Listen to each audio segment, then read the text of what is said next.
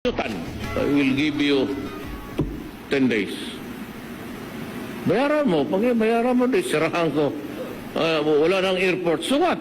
Binayaran na ngayong araw ng Philippine Airlines ang 6 na bilyong pisong utang nito sa gobyerno na air navigational charges.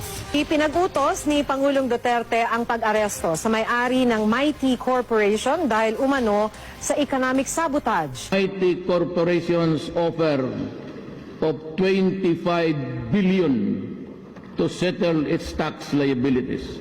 Pinagbabayad ang gobyerno ng Pilipinas ng bilyong-bilyong piso dahil sa lugi ng mga water concessionaire.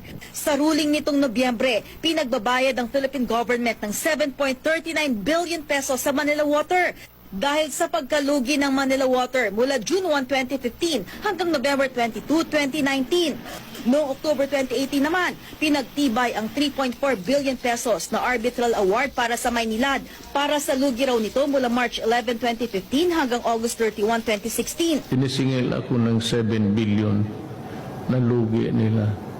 Sabi ko sa cabinet member, sila sekretary anyo, sabihin mo sa mga putang ina nila, ni 5 centimos hindi ko sila babayaran. Bibirahin ko sila. Do not force my hand into it.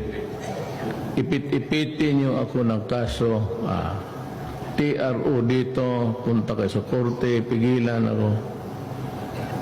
Mangyari talaga ang hindi ninyo gusto. Sabihin ko sa inyo, ayaw ko, pero pag pinilit ninyo ako, one night, hulihin ko silang lahat. Papile ko to. Economic sabotage, and I will arrest them. Sign it. If you don't, then there is no water. I will order the military to take over. And I will nationalize the water issue, and then I will file the corresponding charges, maybe plunder.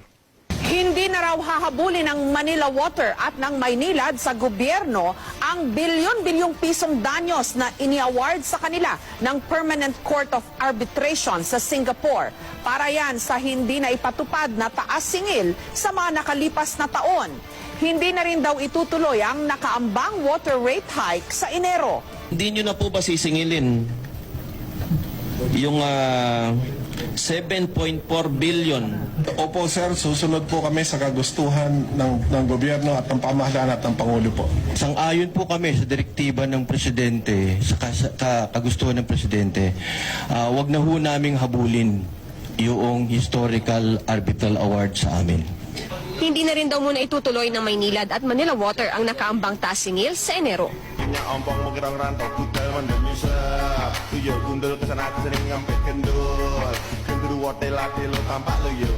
Pero sino ba ang minumura ni Duterte?